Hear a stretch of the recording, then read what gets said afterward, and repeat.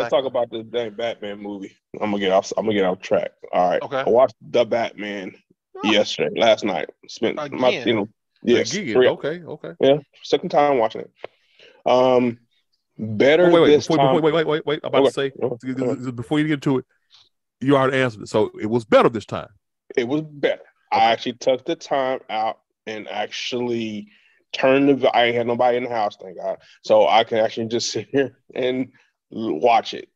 Just I ain't had my phone in my hand. I ain't do nothing. I just said, I'm gonna sit here and watch. I don't know why I wanted to watch it again. I just wanted to watch it. So I sat there and watched it. It does remind me of year one, but I knew this is year two, but it reminded me of the comic book ish animated series year one. The narrating, the scene and all that stuff. So I said, okay, you know what? I did like year one, and year one was pretty awesome. So I was feeling it. Still don't like his suit. I think they could have done a whole lot better with the suit. Suit still to me is real trashy, but I can get past that. The biggest thing I took out of this movie that two things really that was insufferable. One, this movie should end at 45 minutes earlier. That's number one. Number two, I agree with that. I hate, and I'm gonna say it with a passion, and I mean it. I hate the Riddler. I hate him. I hate the guy. I hate the suit. I hate his voice. I hate him. I liked it. Made the second watching the movie the second time. Alfred kind of got on my nerve, but he wasn't in it enough. I kind of wish he was in so I could get more of him. But I'm okay with that. The cat girl, she's annoying, but I can live with her. I just like, Travis. She's a good looking chick, so I can kind of put up with her a little bit. Commissioner Gordon. The very first time I saw this movie, remember I said, I know who this dude is. This dude's Robin. Commissioner Gordon is Robin. Wow. And that really hasn't changed. I still kind of think he has a Robin feel to him, but he's more of the straight up. Yeah, he's definitely a sidekick, and I think that's what I was picking up a little bit more. And after the second time watching, going, yeah, he is a detective. Yeah, he is doing his own thing. Yeah, he's the lieutenant, but yeah, he is. He's kind of Robin. So I did like the investigation part, the detective side. It was more to it than I thought. The very first time I saw it, I didn't see as much. I guess I was just kind of like, man, where the action? Where's the punch? Give me more. And the second time I watched, I saw more of it. So it did make me go, I guess certain things I didn't hear. You know, sometimes you watch a movie over and again, you'll see things you didn't see before. Yes. So I saw more of the movement in the background. I saw more of the telltale signs, his looks, his reaction to certain things. It made me go, oh, okay, cool. You know what? This isn't a bad movie. This actually is an okay movie. Actually, it's a pretty good movie. Like I said, what kills me, the biggest thing is that runtime and that damn Riddler. He gets on my dang nerve. Could they done the bad guy situation better? Yes.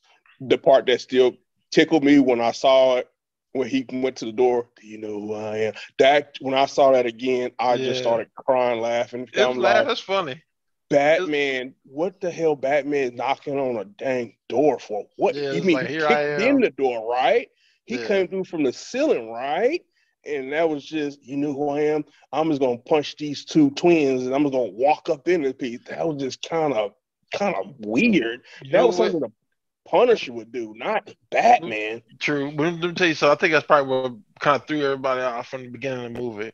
Is when Batman just walked in the crime scene. Like when he just walked in there, like, wait a minute, huh? And it's like nothing I've ever seen where he just, hey, like I thought he was just gonna appear in the room, not just walk down the hallway, walk into the room like, oh, okay. And then now it took me out of it. And therefore, when you start to see everything else, you kind of just like, but like now that you already know pause that. For a second. That, boys and girls, is a Frosty moment. A Frosty moment is something that happens in a movie that is so egregious that anything past that cannot be right. Please, Frosty, continue. Critic alert. credit. Yeah. I learned. But listen, I thought overall, I think there's several things about that movie were actually good.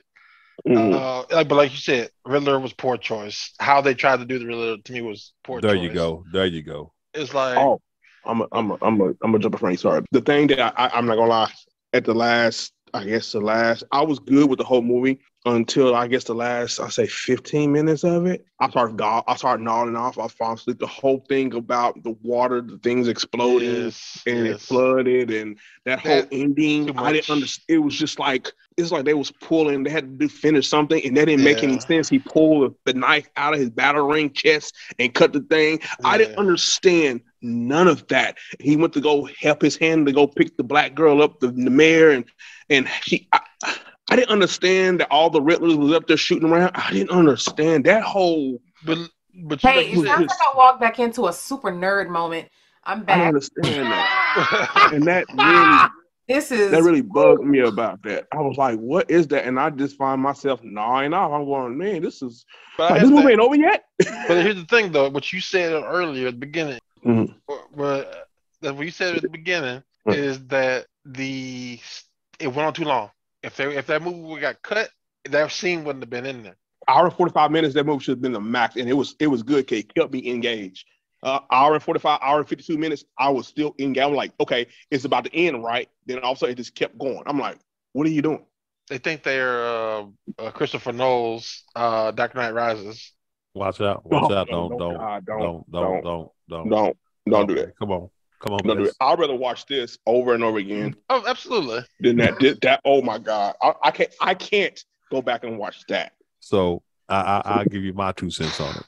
I completely agree with Breeze, because one of the things that I did not like this Riddler. They gave this Riddler, they made him too deep, if that makes sense.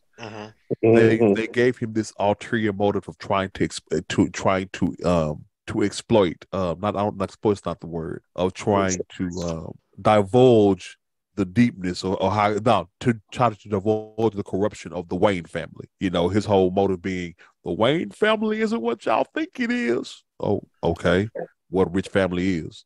Yeah, it was one of those things that's never been the Riddler's thing. But I think what they're trying to do is incorporate that Court of Owls thing. Yeah, that doesn't work. They're constantly trying to redo that into even the different other Batman stories. And that's because the Court of Owls is the best Batman story they had in the last 15 years. That's been their best. In the last 15, the Court of Owls, because during the Court of Owls, that actually shot comic book sales through the roof. It actually one of those things that help perpetuate the lore of Batman. The Court of Owls is pretty good. Yeah, because that was part of New 52, and then after that ended, sales just fell off. But I and to agree with what you said, Frosty, that whole him not being secretive, him not working from the shadows, Batman not being the stealth. There we go. Batman not being stealthy. It does take you out of it. The scene that took me out of it, Batman stealth, was him walking down the hallway getting shot with the machine guns. Yeah. That's one of those things where I go, one would tell you what that put me in the mind of. Does anybody remember Dark Knight? Not Dark Knight, I'm sorry. Daredevil. Yes. The Daredevil hallway fight scene. Y'all remember that? And it was one of the most epic things talked about. It was Daredevil's hallway fight scene. It was just phenomenal. And I think are you talking about the show? I was thinking about the movie. I was thinking No. Too. Yeah, The He's talking about the Netflix show. Yeah, the Netflix show was great. The Netflix show that was a fight scene in like episode 3. It was where Daredevil was fighting some narrow hallway, and Daredevil was kicking butt in this hallway, and that's what it kind of felt like they were trying to draw upon. Because with the Netflix show, Daredevil had a lot more in common with the Dark Knight. Hanging out on rooftops, a lot of stealth stuff, investigating. It had a lot more to do with. So it felt like that's what they were trying to draw upon, but they did it in such a poor way. And I believe that when it comes to, I'm not sure if Honey did this, but I know the three of us did. We were probably tainted by the Arkham series, because the Arkham series when we talk about the Arkham series, we talk very little about the gameplay, but we talk a lot about that story. Oh yeah. Because that was dark. It was beautiful. The Arkham series has been slanted in such a way, which goes back to our childhood, because the people who wrote the Arkham series are the same people that wrote Batman the animated series, same writers.